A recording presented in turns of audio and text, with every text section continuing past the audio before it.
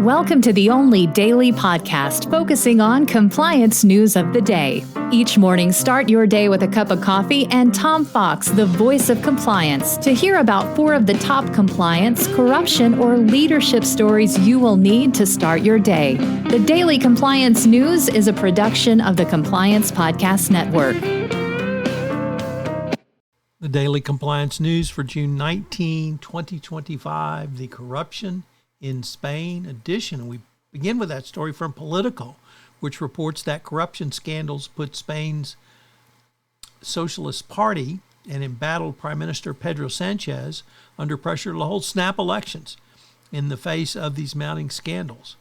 They know or believe that the party is guaranteed to lose, but many of the top people in the party don't want to have an election because they view he's a liability, and the socialist graft scandals that have come out will doom candidates at the municipal and regional levels in addition to the national level.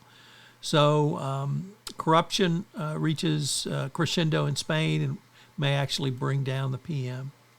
Next up from the Wall Street Journal business section, Connor Hart and Bob Tita reporting that Nippon Steel has completed its purchase after reaching a security deal with the Trump administration.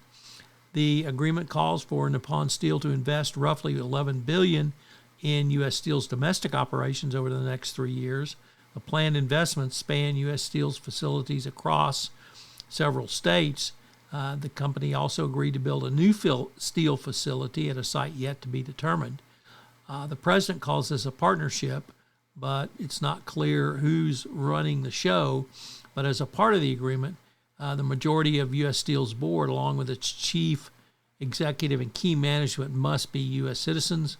U.S. Steel will also retain the ability to produce and supply steel domestically to meet U.S. demands. Next up from the Financial Times, how are the culture wars remaking advertising? Brands are diluting or scrapping campaigns with social purposes as the movement against DEI intensifies. Of course, you could find out what happens opposite when you drop your DEI like Target did and they get slammed by customers. But it's going to be a difficult time for advertisers as Americans really are embroiled in a culture war, and that is going to impact ads.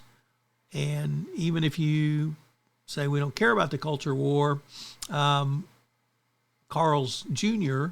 had a scantily clad, once again rolled out an ad featuring a scantily clad woman at this year's Super Bowl. And some senior advertising bosses are saying these campaigns featuring themes of DEI are now blocked by some brand owners who are afraid of the administration.